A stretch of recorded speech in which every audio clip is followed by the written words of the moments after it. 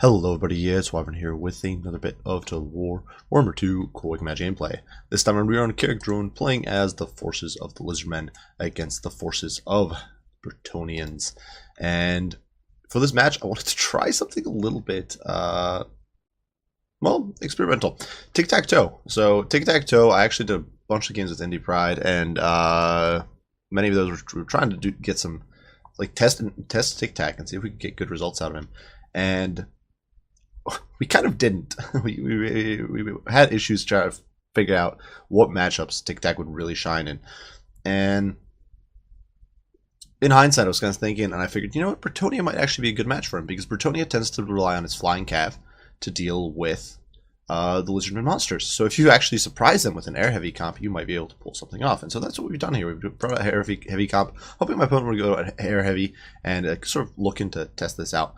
Because Tic-Tac-Toe otherwise is a kind of lackluster lord. He doesn't have much going for him. His melee stats on the ground are very low when he lands with his pterodon, because he loses the Blade of the Skies.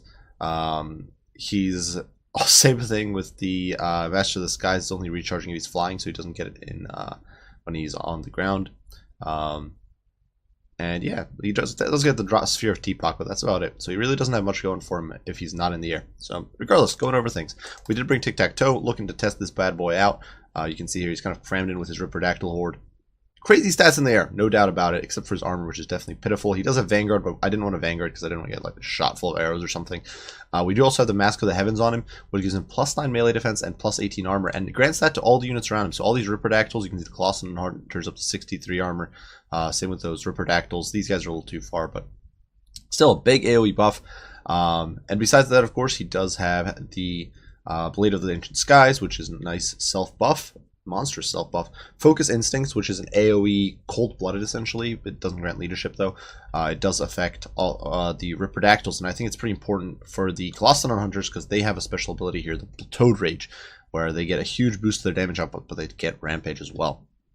Now, besides that, we do have 2 units of vanilla Ripterdactyls. These guys are not dedicated anti-large like the Colossodons are. These guys have +10 bonus for large. These guys do not. But these guys have +10 bonus versus infantry, and their stats are just still so ridiculously monstrous that they will cut through armored knights like nothing. Then we also have a second unit of Ripterdactyls over on this flank, and up in the sky we do have a Skink Priest of Heavens. Now, the Skink Priest of Heavens does have Harmonic Convergence, Wind Blast, as well as Curse of Midnight Wind. He also does get Cold-Blooded and drop rocks. And I actually brought Roiling Skies, which is actually a pretty crazy debuff. -24% speed and 22 melee defense for 25 seconds. Now, this is a spell that's usually not very good. It's not really used, this ability, because it's too unreliable. People usually just ditch it to cut costs. But I figured if we're going to fight in the skies, we will dominate in the skies. And so we brought a Skink Priest here to debuff my opponent. Besides that, front line, not much to be said for it. 2 Saurus, 2 Temple Guard, one of them the Regiment Renowned Star Chamber Guardians, and a horde of Skinks on the flanks to swamp my opponent, who has actually gotten with a bit of a bunker build. He's got the Fey Enchantress over here on Seal of Our Own. She does have Dwellers Below as well as Regrowth, so 2 very expensive spells. No Earthblood, which I think is a bit of a mistake. She does have Chalice of Potions, Favor of the Fae, Arcane Conduit, the Mist of the Lady, of course, and Life Bloom, so definitely some cool stuff there. Frontline composed largely of Spearmen at Arms with shields, as well as the Holy Wardens of Lamais and Talon there, alongside the Grail Relique. 2 Trebuchets who are going to be bombarding me shortly. Some Peasant Bows with Pox Arrows, 4 units of them in fact, so definitely a big threat to my flyers, because they don't, even with 63 armor, they're pretty squishy. The Beast Slayers of Bastogne, unit of Grail Knights, and then a single unit of Royal Pegasus Knights up in the air. So this is going to be our victim for our first victim for the day. Hopefully, we're going to be trying to get in on him. And you can see here, we're swinging in with our Skinks. Now, unfortunately, my opponent, unfortunately for my opponent, I should say, he was kind of wasting his trebuchet shots here on the Skingor, and then he's kind of repositioning the Trebs. And while they're repositioning, it means they're not firing, so they're kind of wasting ammo. I did get a Wind Blast here on the Spearman. Did some good damage, but nothing too crazy. I probably should have tried to get in on the archers, but I figured, you know what, getting too close to the archers is not something I want to be doing, so let's hold off. Now, unfortunately, here was a bit of a misplay on my part. I really should have stayed at range with the Skinks, and instead I pushed them closer, and instead of waiting at a safe distance for my Saurus to catch up.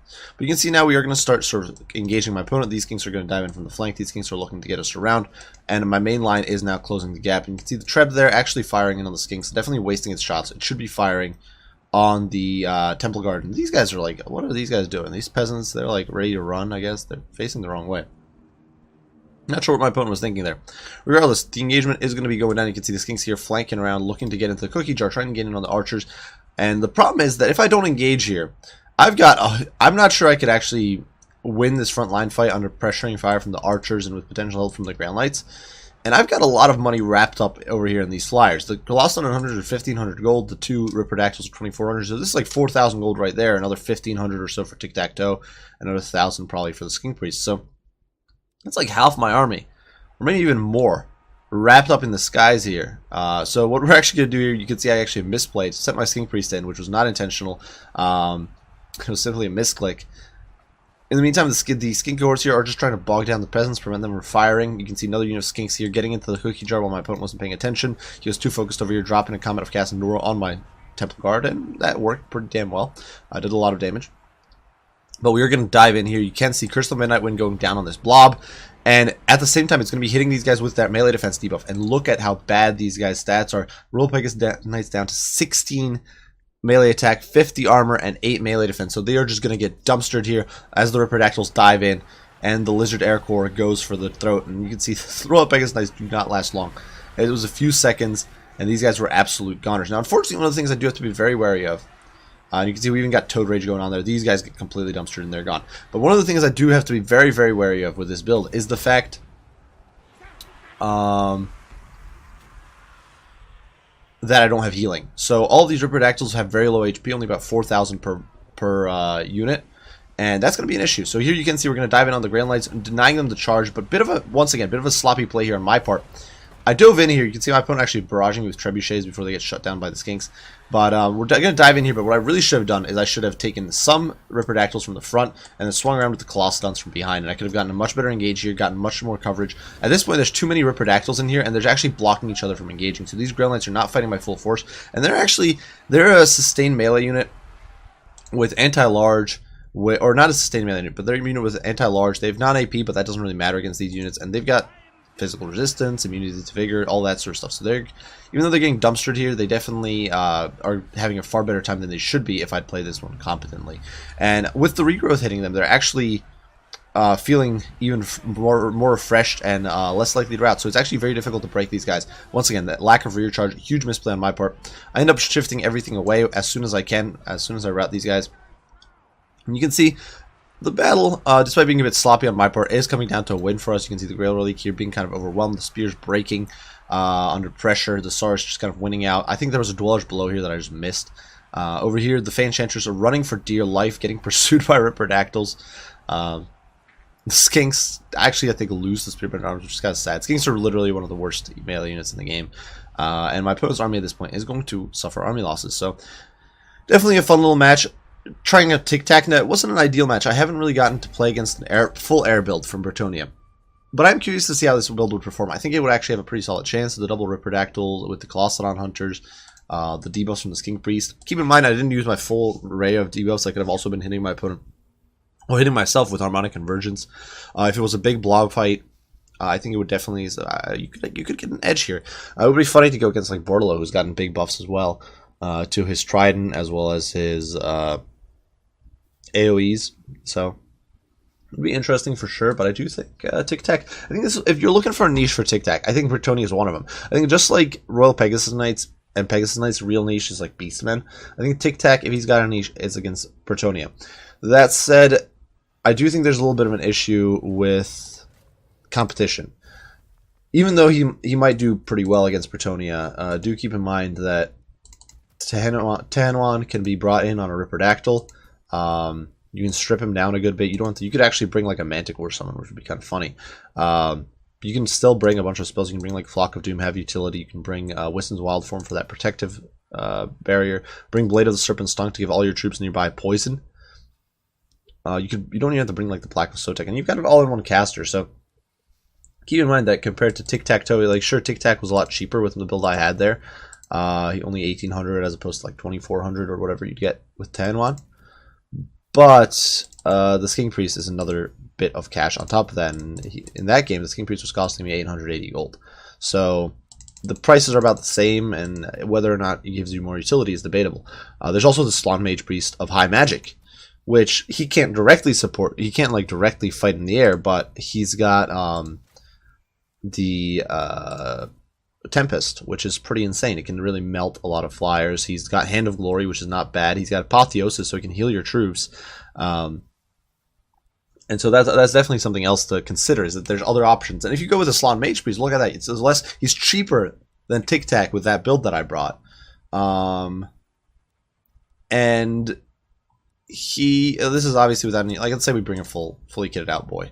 He's still cheaper than Tiq-Taq with all of that. And he's giving me an all-in-one Lord and Caster.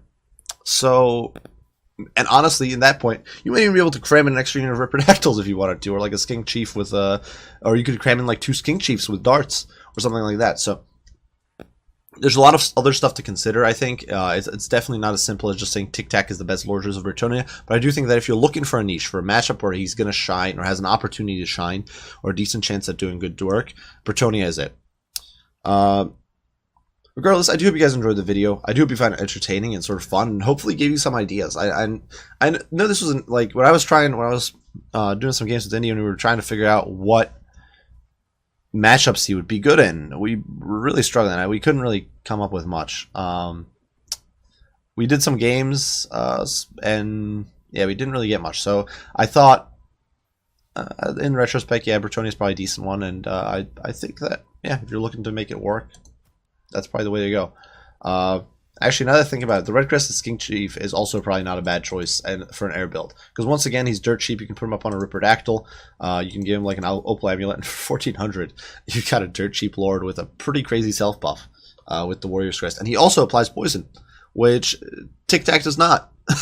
So, I really don't know. But I do think that if any match is good for Tiq-Taq, it's that one, just because you're likely to fight Hippogriffs or Pegasus Knights, and Tiq-Taq with his AoE buffs is going to really shine there.